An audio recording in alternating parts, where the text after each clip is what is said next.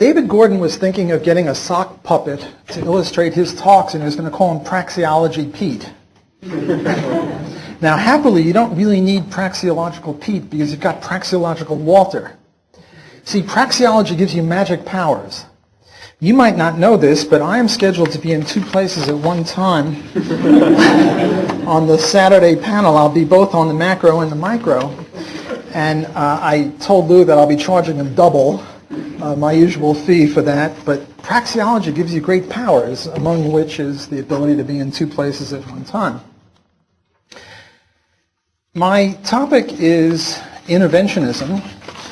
And this leaves me a wide latitude because there are zillions of possible illustrations, because government intervention is so widespread that you could pretty much illustrate this in any way. I've chosen the minimum wage to illustrate this because I'm particularly peeved at the minimum wage. I watched the Democratic debate, I guess it was the day before, and they were each vying with each other as to who could raise the minimum wage to a higher amount. And the Weltanschauung, the spirit there, was only members of the right-wing conspiracy would be against it. Only greedy types would oppose this. Because the idea is, if the minimum wage is $5.15 as it is now, that means that wages are uplifted to $5.15. If we raise it to $7, well, then wages will rise to $7. If we raise it to $10, wages will rise to $10. Who could be against that? Only greedy, horrible people. Here is an indication of the history of the minimum wage law. It started out in October 38, went up to September 97, it went from 25 cents to 30 cents. Can you people in the back see this? No? You can't see it? Okay, good. Maybe I'll make it a little bit bigger. There we go. I put this little asterisk here because it rose from 40 to 70 cents then, 40 to 75 cents, which was the highest per capita, not per capita, but the highest percentage increase in the whole shooting match. It rose almost double. And if people of the Democratic persuasion had their way, we would raise it from $5.15 to $10.30. We'd double it again if they had their druthers.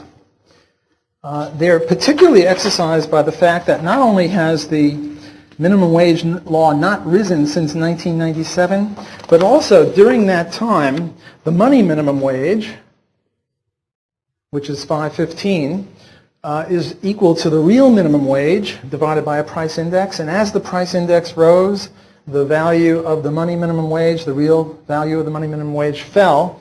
So it not only hasn't it risen in money terms, but in real terms it's been falling. What they have in mind, these benevolent people, and I think some of them are benevolent, although I'll talk a little bit about that later and try to indicate that they're not all benevolent. But what they have in mind is that the minimum wage is sort of like a floor on the wages. You raise it and everyone's wage rises. You raise it a little bit more and it rises more. So the idea is to keep raising it. And only niggardly, mean-spirited, skinflinty, schadenfreude types who enjoy the misery of others would oppose this. I offer a different hypothesis or a different analog. And in my view, this is not original with me, I'm just reporting pretty much what is mainstream view on this.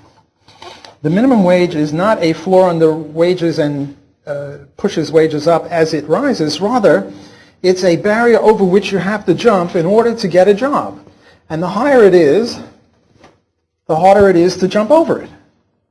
I don't know if you people know what the world record high jump is. It's about 8 feet or something. I don't know what 8 feet is, something like that. People actually jump over that. College, maybe it's 7 feet, and high school, 6 feet. I remember when I was a young pup, maybe 22, I could probably jump over waist height, and I actually did that. Jump over a bush, jump over a fence. Maybe 10 years ago, I could have jumped over my attaché case facing this way. Maybe 5 years ago, I could have jumped over it this way. Now, what I'm going to try to do to illustrate my athletic prowess is I'm going to try to jump over it flat.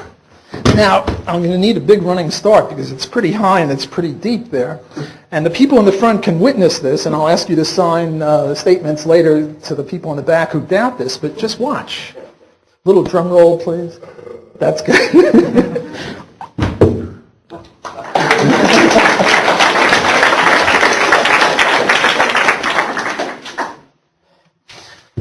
This illustrates what you have to do to get a job. You have to jump over a barrier. Not a physical barrier, but a productivity barrier. And there are some people who can do this, and there are some people who can't, who cannot do this too well. The people who cannot do this too well are teenagers. As you can see, the unemployment rate for teenage males is practically double the unemployment rate for, what did I do? Here we go. The unemployment rate for teenage males is roughly double for adult males, which means that adult males have enough productivity to get them over the barrier to get a job. Teenage males don't, even though teenage males can jump over physical barriers easier. They can't jump over these barriers easier. Also, non-white teenagers have a much harder time jumping over this barrier than white teenagers. I'm going to go over this when I give a lecture later on racial and sexual discrimination. I'll go into this more deeply. Suffice it now to say that blacks have lower productivity than whites, and young people have lower productivity than older people. And the lower your productivity, the harder it is to get a job, the higher the minimum wage law rises. Why is this? Well, the reason is, you have to ask yourself, why does an employer want to hire an employee? And the answer is to get productivity out of them. That's why he's willing to pay people to work for him in return for the productivity that the employee will give to the firm. Economists have a technical lingo for this. It's called marginal revenue product. What marginal revenue product is the change in total revenue product. So if you have 1,000 workers and you hire one more worker, and the productivity goes from 5,000 for everybody to $5,003, that means that we attribute $3 of productivity to this extra person per hour. And we say that this 5,001st, or rather 1,001st worker has a productivity, marginal revenue productivity of $3 an hour. Now, the kind of productivity that we have changes a lot. I just drew this freehand to indicate what the productivity is during the day. It's totally freehand. My psychiatrist can maybe better analyze this than I. Notice that I've got people being very productive during lunch period. I don't know what that means. And over here it looks like I'm giving someone the finger. But my idea here is just illustrate that the thing varies all over the lot. So, you know, here you might be calling your girlfriend, or here you might be calling your wife, and, you know, the two never mix, and you're forgetting about, you know, what you're supposed to be doing on the job. And so productivity varies all over the place. And what the entrepreneur has to do is not only figure out what customers or consumers want, but also has to figure out what the productivity of people is. And this is a daunting task. I mean, Lou sits in his office all day. He doesn't know what the people are doing minute by minute, but he makes an estimate. And if he guesses too wrong, either he's going to lose workers by paying them too little, or he's going to lose a lot of money by paying them more than their productivity. So Lou, like every other entrepreneur, has to estimate these sorts of things. Another illustration of productivity is productivity over the life cycle. And I've drawn this also freehand to indicate that when you're less than 15 years old, your productivity is probably negative, and when you get to be 80 or more, your productivity is negative. In between, in the 40s and 50s, it's higher. And it varies in terms of which activity you're talking about. If it's swimming, the world's records are 15-year-old girls. For women, they're the ones that swim the fastest, and then after that, if they're 22 or 23, they're over the hill. Similar with athletes and ballerinas. For physicists and mathematicians, the prime ages are in the early 20s. They might win a Nobel Prize when they're 65, but they won it for stuff they did when they were 25. Happily for literary economists, it's a little older than that, so I still have hope of maybe making some positive contributions. Okay, so that's sort of a little background on productivity. And we now have a theory in economics, or a theorem, an axiom if you wish, namely that wages tend to equal marginal revenue product. And there are three possibilities. Either the wages can be higher, lower, or the same. And what I'm going to do is give you reasons for eliminating the first and the third. And then I'll ask you to conclude with me that the second one is the proper one, at least in equilibrium. Not that we're ever in equilibrium, as the neoclassical economists usually base their analysis on, but that we're always tending there, and there's no reason to think that there's a bias at being above or below. So for simplicity's sake, I assume we're at. Well, if the wages are higher than the marginal revenue product, and we've established that the marginal revenue product is $3 an hour, suppose the wages are $4 an hour. Why is this not good? Well, you're going to be losing $1 for every hour you've got the person on your shop floor or in your establishment. On the other hand, if the wage is below $3 an hour, suppose that the wage is $2 an hour or $1 an hour, well then you'll be paying the worker a lot less than his productivity. You'll be making a big profit off of him, and it'll be harder to keep workers like that. Other firms will raid you. This worker will talk to his friends in the bowling alley and ask them what they make, and he'll find out that they're making more money, and he'll ask for a raise, and if you don't give it to him, he'll go work for somebody else. So either you're going to lose money or you're going to lose workers if the wage and the marginal revenue product aren't at least close to each other. It doesn't have to be exact. If it's a penny or two off, it doesn't matter too much because there are costs of transferring, costs of finding all this stuff out. But pretty much, wages tend to equal marginal revenue product. The reason Shaquille O'Neal makes a lot of money is because his marginal revenue product is very high. He can fill seats in the stadiums. The reason a doctor makes a lot of money is because his marginal revenue product is very high. The reason a guy with a broom pushing it around has a low wage is because his productivity is low.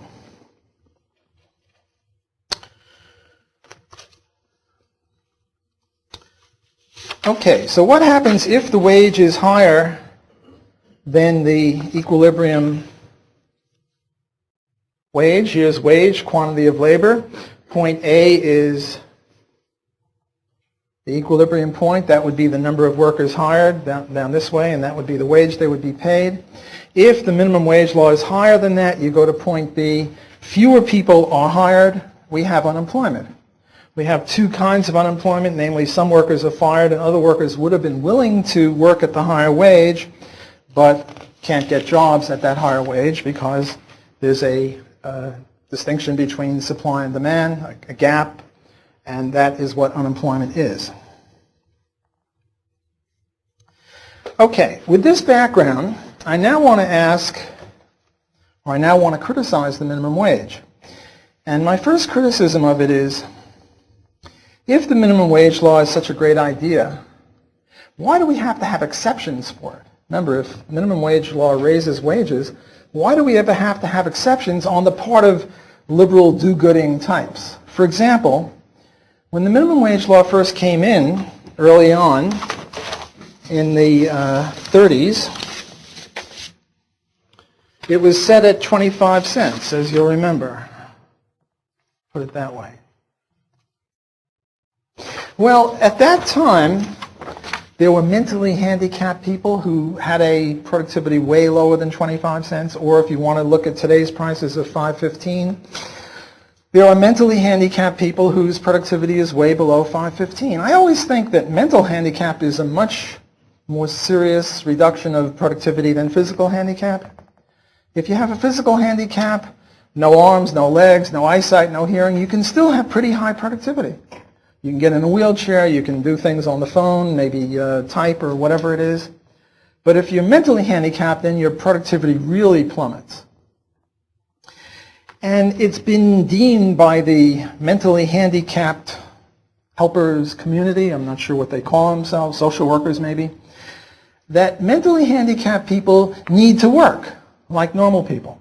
Because if they don't, if they just sit there, twiddling their thumbs or doing whatever it is that they do, their lives are not as good as it would be if they worked, which is similar to the rest of us. And even though they're mentally handicapped, they've discovered that somehow they can sense when it's a make-work job, where nobody's really depending upon them, and when it's not. And they thrive better when people are depending upon them. And when they raised it to 25 cents, there were people with productivity of 5 cents an hour. And the only way that you could get them hired would be by losing 20 cents an hour, or by being subsidized by the government, or having some sort of make-work, leaf rustling kind of job. And instead of doing that, what they did is they made an exception for mentally handicapped people, thank goodness, so that they could get jobs and have better lives than they otherwise would. But I come back to the hypothesis of Hillary and these other people, Barack Obama, that if you raise the minimum wage law, you're helping them. Well, if you're helping them, why are you making an exception? It doesn't click. It's illogical. I could just see that guy with the pointy ears, what's his name, Spock, saying this is illogical, and going like this or whatever he does. I'll have to get him after Hillary. Another exception that is commonly made is for summer teen jobs. During the summer, teenagers have a hard time getting a job. They're out footloose and fancy-free, committing crimes and mayhem and all sorts of stuff, and we adults want them to get jobs. The problem is that it's hard for them to get jobs at minimum wages, so we pass exceptions. We have a special teen minimum wage. I don't know what it is, maybe $2-3 an hour, something like that. And employers are pleaded with to give these teens a job. Again, if the minimum wage law raises wages, why are we being so dastardly and having exceptions? I mean, if milk is good for you, you don't have an exception for babies and say, well, babies don't have to have milk. No. I mean, if milk is good for you, then everyone should have milk. Well, if the minimum wage law is good for you, everyone should have it. And if the very people who are advocating it are also allowing for exceptions, this sort of undermines the whole thing. It's sort of hypocrisy. Similar hypocrisy is by the people who advocate that we have too much population. We have overpopulation problems. I was once debating someone who was going to come on the stage after me, and I said, the next guy up here is going to say we have too many people. He has it within his power to reduce the size of the population by 1. You can see that he hasn't availed himself of that, which sort of undermines his claim. Well, in similar manner, if you make exceptions for the least and the lost among us, the handicapped, the teenagers, the whole thing is crazy. It's just another example of hypocrisy. If the minimum wage law is so bad, why do we have it? Well, economic ignorance. There's a lot of economic ignorance around. My explanation for a lot of this economic ignorance is sociobiology. I'm not going to go into sociobiology now, but I will when I get into racial and sexual discrimination, because I think it plays a big role there. Usually on these detective shows, when they try to figure out who done it, there's a body lying there, and we got to figure out who killed him. You ask, well, who gains? Is there an insurance policy? Maybe the beneficiary, does the person have a spouse? Maybe the spouse wants to get rid of him instead of having a divorce. Namely, you look for the benefit, the motive. Not that that person who benefits is necessarily guilty, but it's a hypothesis, and you go out and you sniff around. We're not talking praxeology here. We're talking empirical science. So who are the people that benefit from unemployment on the part of teenagers and black people? And black teenagers who get it from both ends. Well, schools, maybe school teachers. There'll be more schools, maybe jails. Because when you're unemployed and you're a 17-year-old kid and you're bored stiff, maybe you'll get into crime. And If you get into crime, you might go to jail. So the jail community might favor this. Maybe social workers. These are all hypotheses. And my best guess, and again this is an original with me, that it's none of these people, rather it is unions, skilled workers organizations, and also racists, people who want young black people to be unemployed. Well, how does this work? In order to indicate how this works, I'm going to illustrate a concept called the isoquant. The isoquant is that curve there that goes from A to B. And iso is equal and quant is quantity, so it's equal quantity. And what it is 100 bushels of wheat or 100 shoes or whatever it is.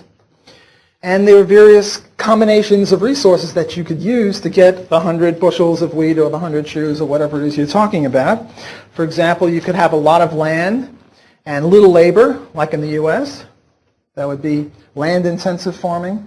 Or you could have a lot of labor and little land, like in Japan. That would be labor-intensive farming. You get the idea? There's more than one way to make a product with different combinations of inputs. Well, how does this work out in our case? There are more than one way to make 100 shoes. You could do it with a lot of skilled laborers and very few unskilled laborers at point A, or you could do it with a lot of unskilled workers at point B and very few skilled workers, and all sorts of combinations in between. Okay, well, suppose that right now the union is making $20 an hour, and they demand a wage increase of 25, up to 25. They want $5 more. Well, what is the natural predilection of the entrepreneur who is faced with this wage demand? The natural predilection is to get out of the suddenly more expensive factor of production and get into the relatively now cheaper factor of production. And since skilled labor is now asking for more money, you move down from A to C. Well, is this very happy for the union? Does the union want the employer to move from A to C, which means firing a few skilled workers and hiring a few unskilled workers? Not at all. That's the last thing he wants. So what unions typically do is they beat them up. They call them scabs, which seems like a hate crime, but somehow it doesn't work out that way because hate crimes are determined by the other guys. But it seems like a hate crime to call someone a scab and beat them up, but what do I know about those things? And that's one way to do it. Another way to do it, a much more white-collar way to do it, is to make it impossible for them to get the jobs in the first place. And how can you do that? By pricing them out of the market. In other words, if the reason that the unskilled workers are suddenly looking like a better deal for the employer is because the relative wages of skilled workers went up from 20 to 25, well then the best way to make it, how shall I say it, unincentivized to hire unskilled workers is to boost their wages too. And how do you do that? Another drum roll, minimum wage laws. So if you can get a minimum wage law passed, you can then take away the incentive of the employer to fire your union workers and hire unskilled workers.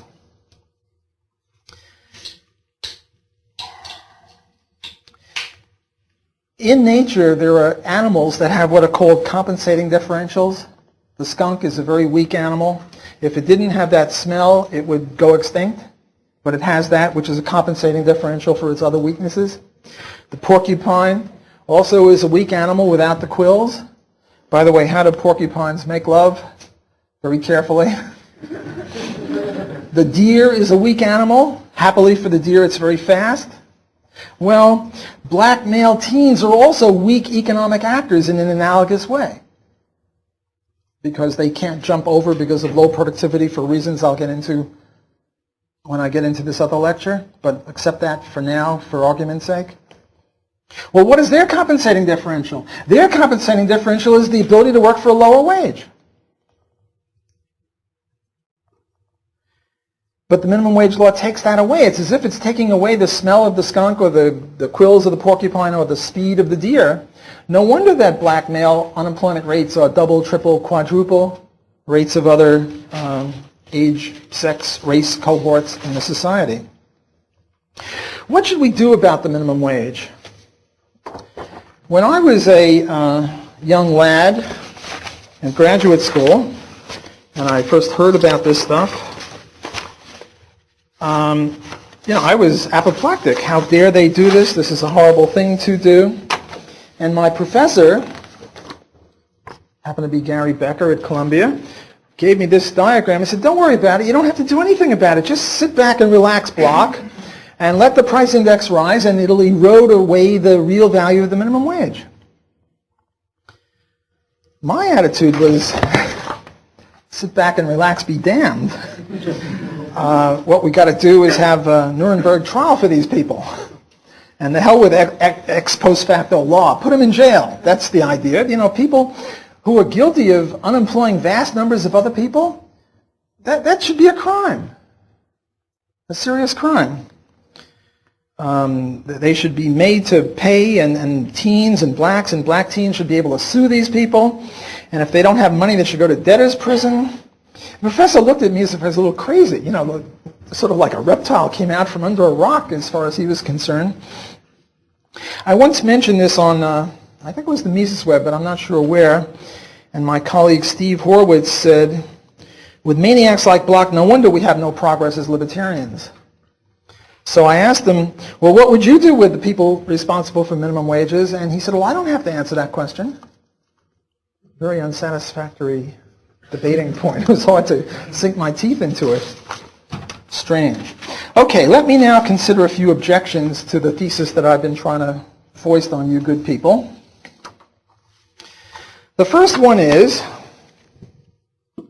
that the demand curve looks like that, and you remember that the minimum wage went from 40 cents to 70 cents, which was the highest percentage raise in the early days of the minimum wage.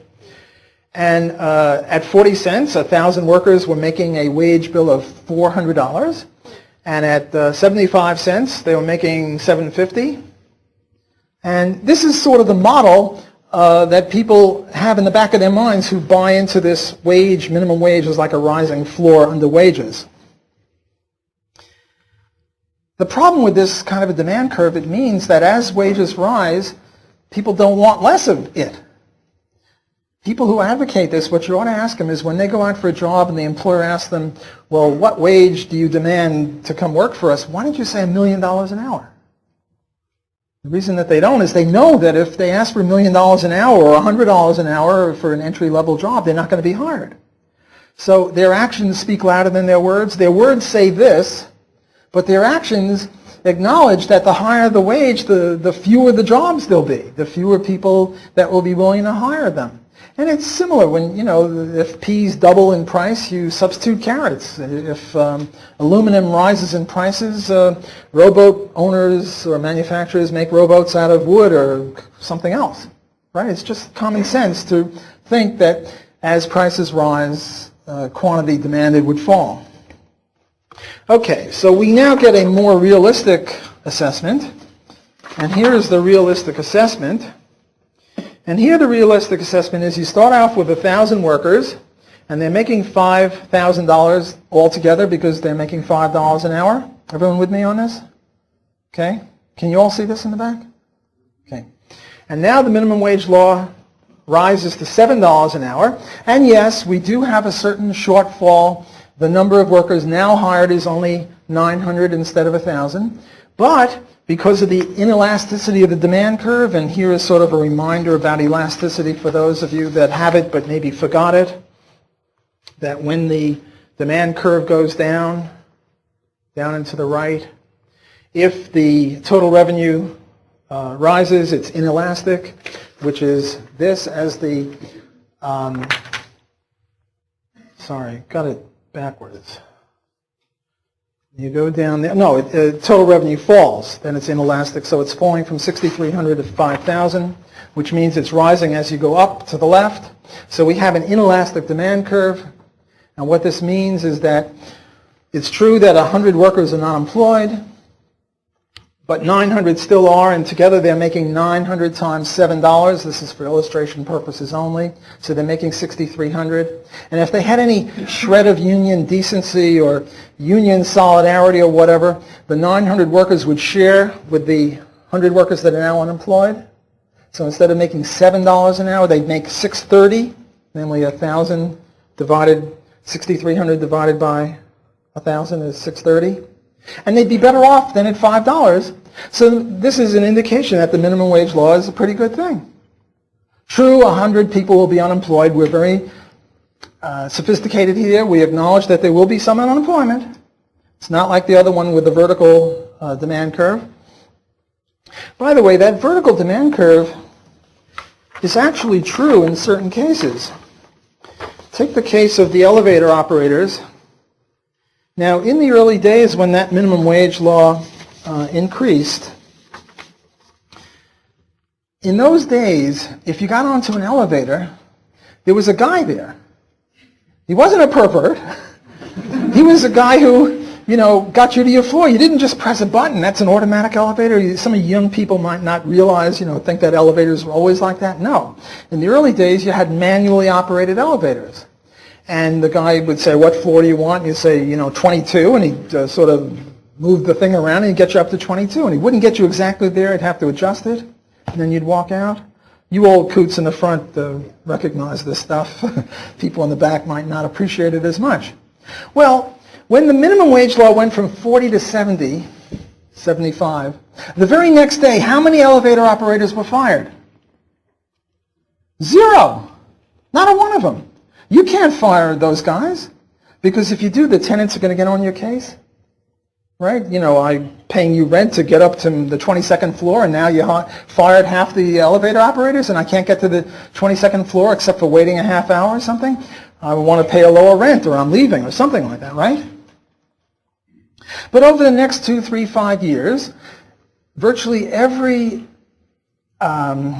manual operated elevator got replaced by an automatic elevator, one by one by one. But people didn't put the two things together. They didn't realize that the one thing caused the other. They thought that, it's something else, the interest rate, who knows what, or technology. The point is that the technology existed at the earlier time. It's just that 40-cent manually operated elevator people were very competitive with the new technology, but 75-cent workers were not very competitive. So you had an artificial higher technology, or higher technology before its time. In other words, we're neither pro nor anti-technology. We're pro-economic rationality, which implies, whatever is the cheapest, given for a given quality.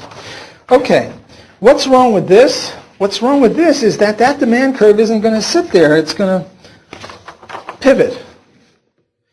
In the very short run, the demand curve will be vertical, as indicated by the elevator operator case. But as time goes on, in the short run, it gets a little flatter, and then in the medium run, and then in the long run, it gets very flat.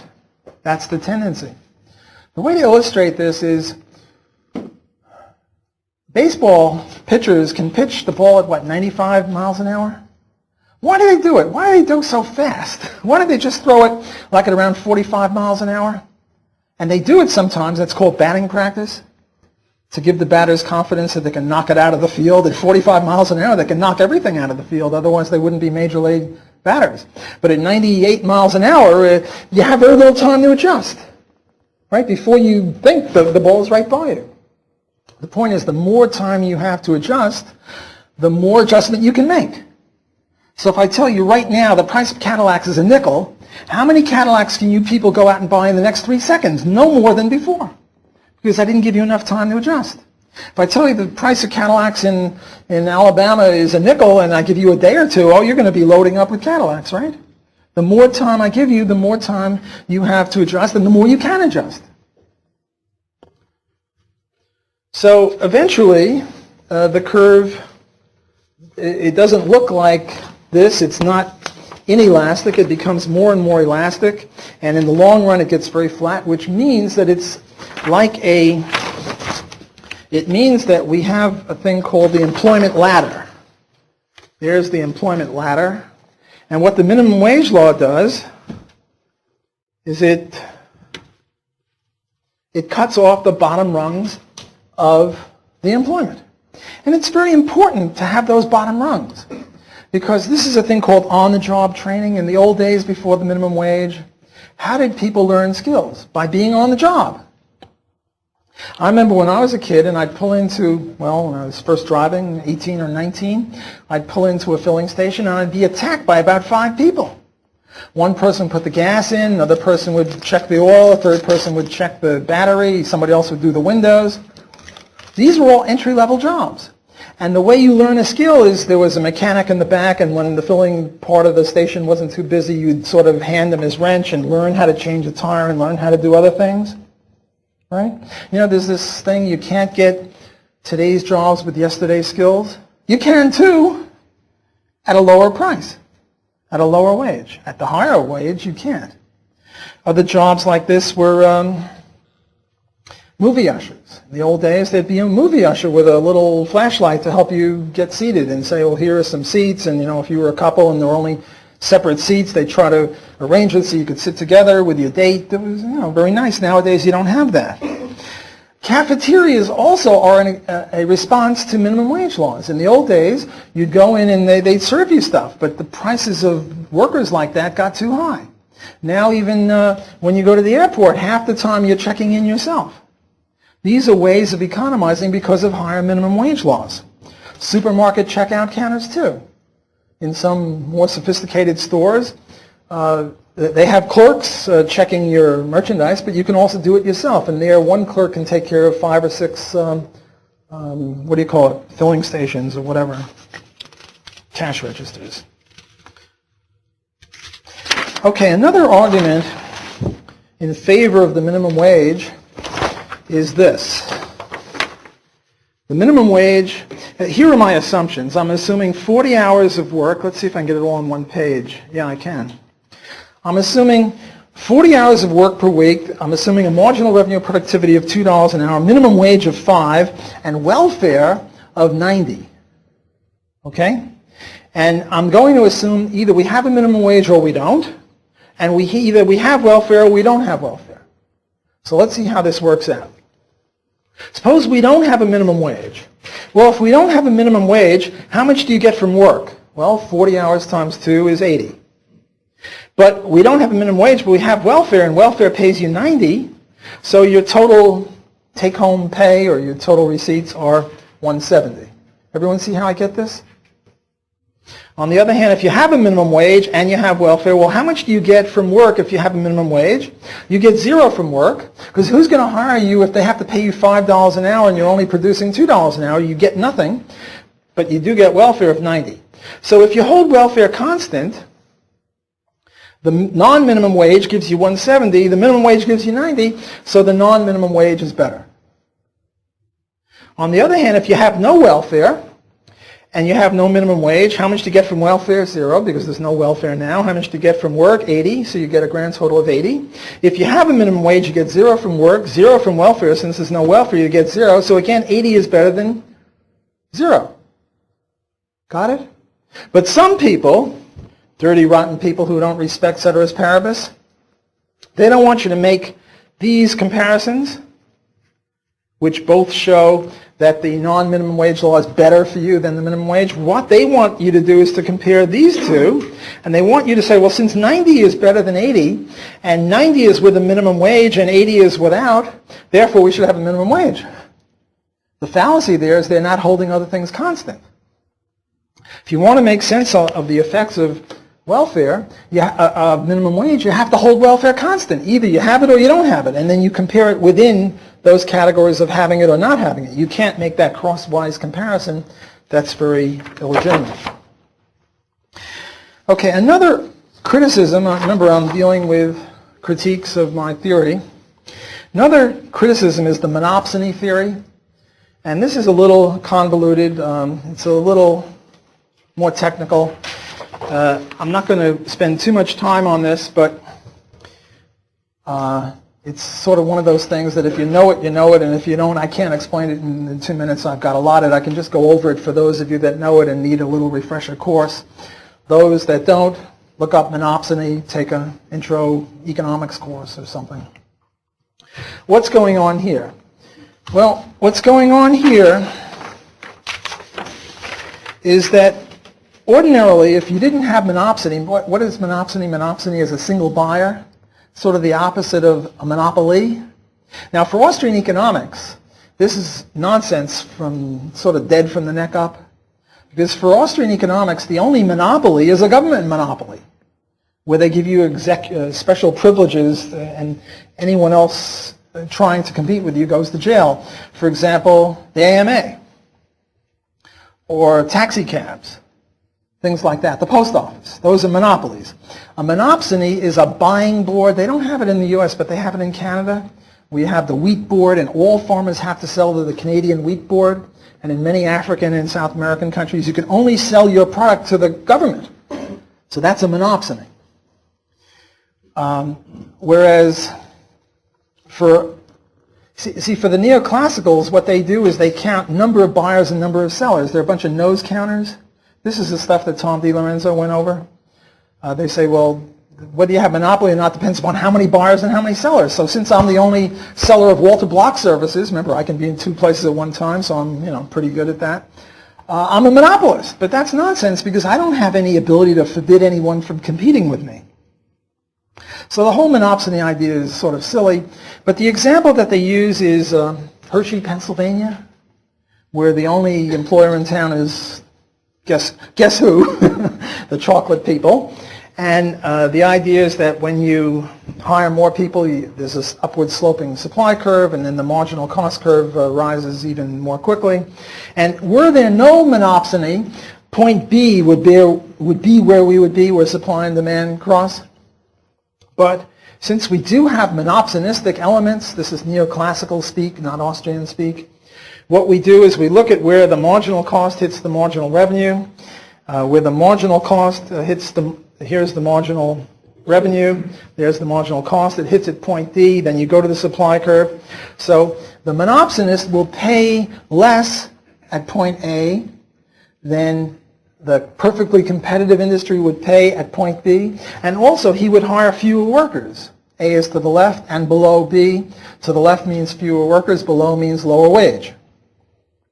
Now we have a minimum wage at this red point, and again we look to where marginal cost hits marginal revenue, and now it hits it on this red dashed line, and we move from point A to point C.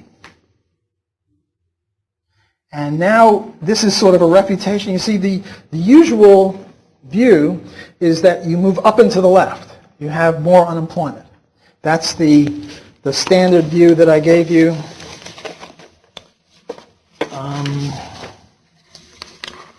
Let's see if I can find that. Yeah, here it is. You move up and to the left from point, call this point J to point K. You move up to the left from J to K. But now, with monopsony, you're moving up and to the right from A to C. So this shows that under monopsony, minimum wage law is a great thing. It shows the thesis of the floor under wages. When you raise it, the wages rise. Well, there are lots of problems with this, some of which I've just indicated. The whole idea of monopsony is silly.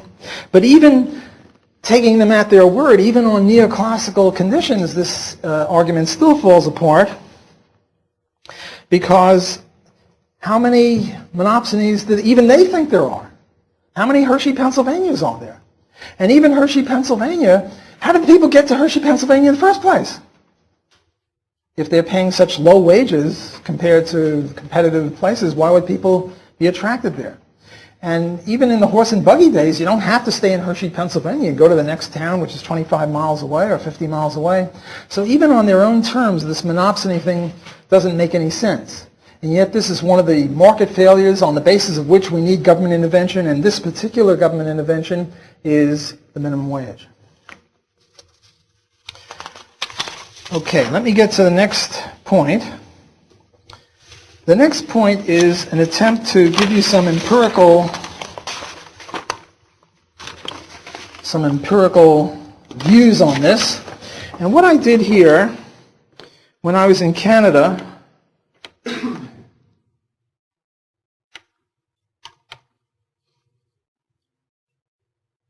what I did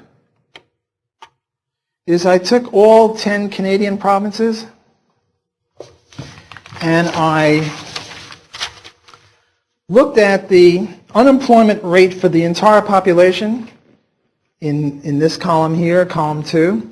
I looked at the unemployment rate for males aged 20 to 24. I really wanted 15 and 19 to be teenagers, but I couldn't get it. When you do empirical work, you have to sort of compromise and take what you can get. Beggars can't be choosers. Now, what I did is I took the unemployment rate, not for these people, but rather a ratio of the unemployment rate for young people compared to old people, because I wanted to hold other things constant.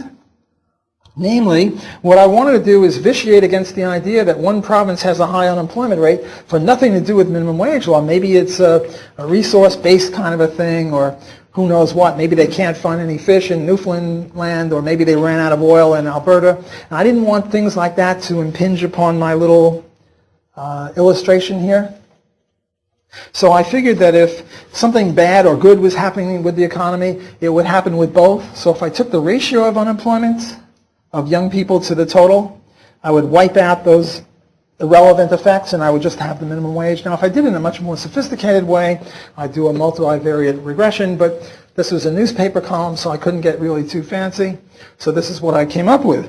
And as you'll see, there's not a perfect correlation, but there's a rough correlation that the higher the minimum wage, which is given in the 5th column there, the higher the minimum wage, which ranged from $3.65 to $4.50 at that time, the higher the unemployment of young people compared to old people.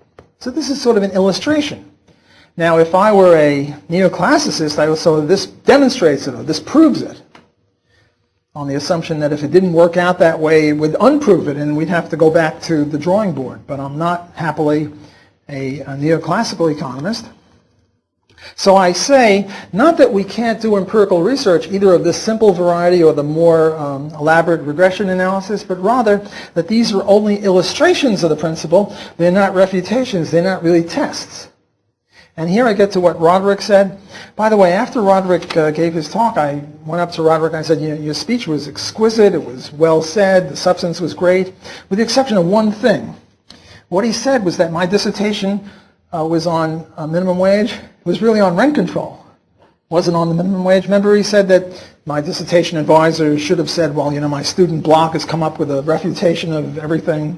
Instead, he said, Block, you moron, go out and do it again until you get it right. Anyway, they knew what right meant.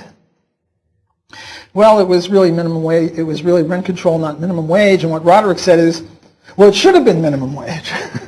Doing counter history or something. And I agreed with him. It was a better example. So, maybe it was in some alternative universe. Okay, the last thing I want to talk about on this is the Carden-Krueger case. What's happening with Carden-Krueger? Why isn't this doing anything?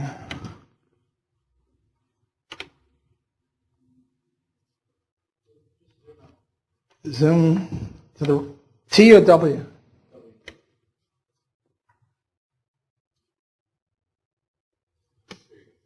Ah, there we go. The system works.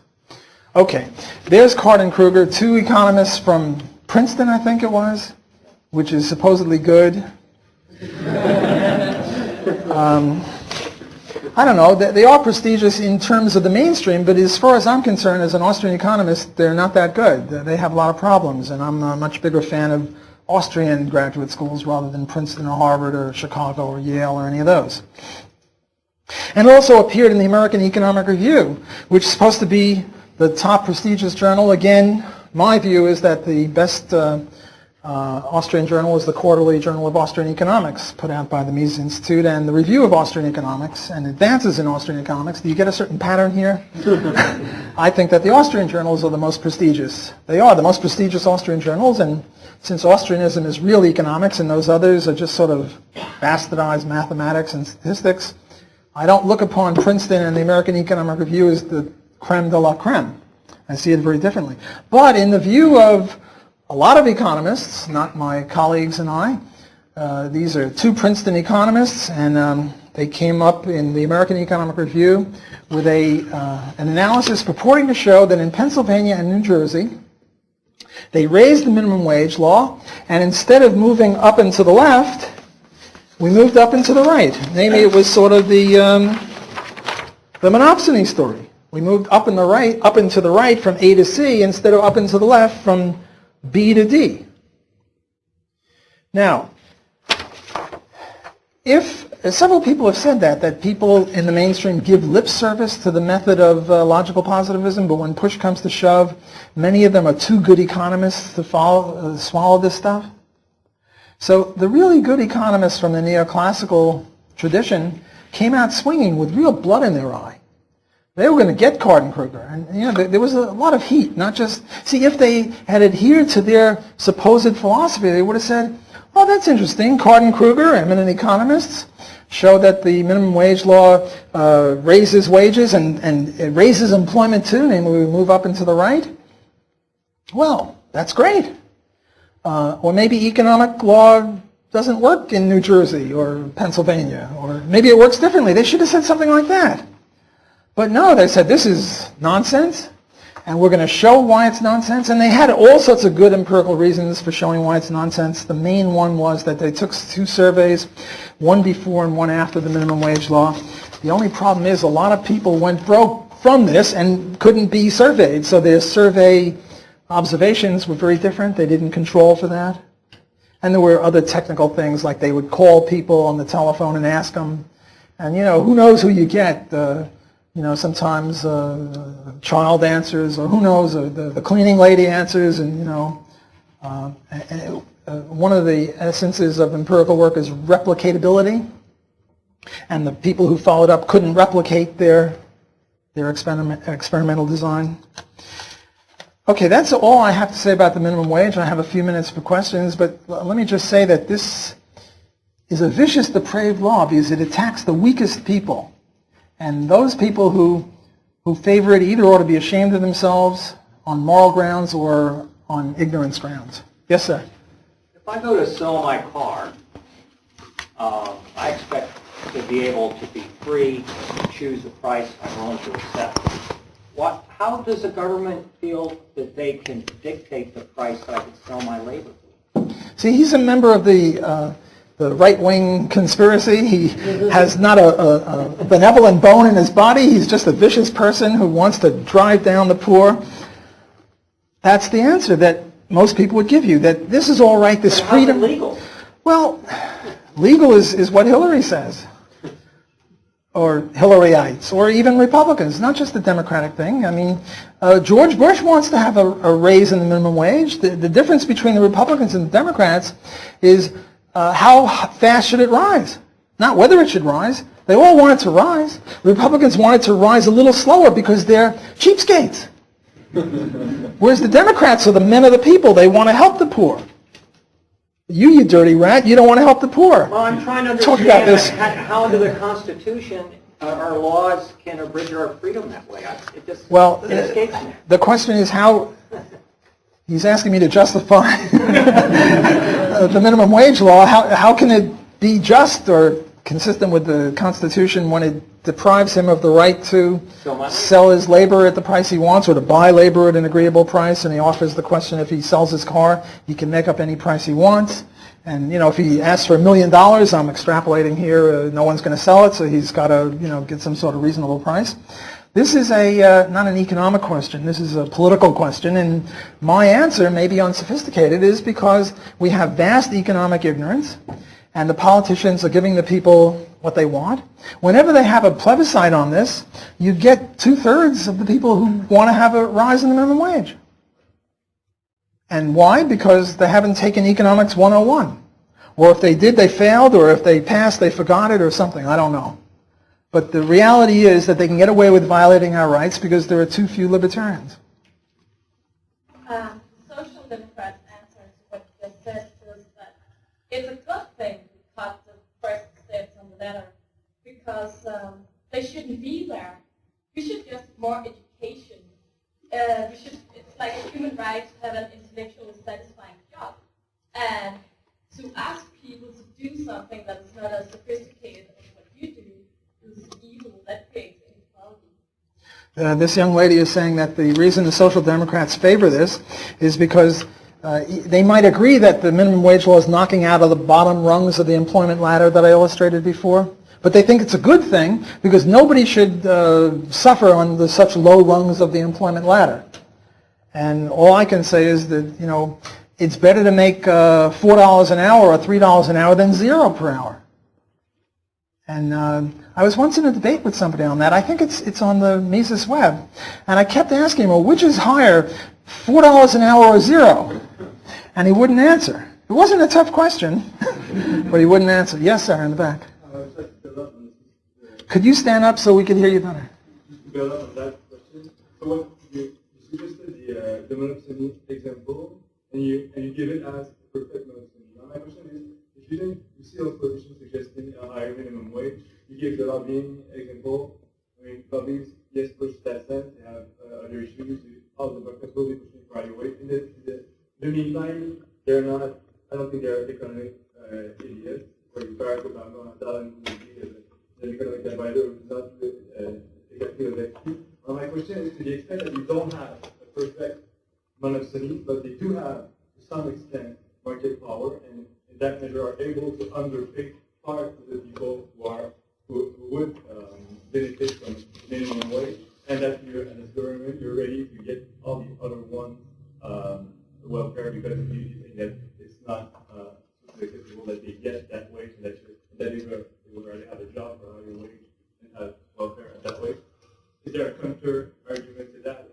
Because you started the conference saying that we're not in the European question, we're not at the equilibrium yet. So is it possible that there are some people who are underpaid because some companies, some firms, even though they're not monopsonies, do have market power? What this man said was that Barack Obama and Hillary are not idiots. That's all I got. And, no, I'm kidding. And I disagree with that. No, I'm kidding. That's not all I got. What this young man is asking, a very good question, a very good criticism. He's saying the more sophisticated people would agree that we don't have perfect monopsony, but we do have monopsonistic elements. And to the extent that we have monopsonistic elements, maybe we're not going to move up and to the right as far as I'm saying, but we'll move a little bit up and to the right, and up and to the right is good. What's my argument against that? My argument against that, the idea that wages can fall below marginal productivity levels, is that whenever there's a gap, there's an opportunity for someone else. In other words, if your productivity is $5 an hour, and I'm paying you $4 an hour, Jack, you're an employer, and this gentleman, his productivity is $5 an hour, but I'm paying him $4. What would you say if you were a competing employer? 401. 401. There's my man. 401. And Warren, what are you going to say? 450. No, not you. You're a capitalist pig. You don't go to 450, you go to 402. Because otherwise the workers will get uppity if you pay them too much. And the next guy will go up to 403 and then 404. Eventually it'll get up to $5 or as close as the differential as it pays you to keep finding people. That's why they go down to Mexico with empty trucks and empty buses to get those Mexican workers up here to pick crops in California or Wisconsin or wherever it is, because their productivity is way higher. Their productivity is $2 to $3 an hour, and they're making 50 cents an hour in Mexico. So there's this gap. And whenever there's this gap, entrepreneurs look upon this as an opportunity. So you don't get that. And you get just as much this gap where people go broke. So yes, the thing varies, but there's no reason to think that it would be more here than there. That would be my answer. Thanks for your attention. I'm out of time.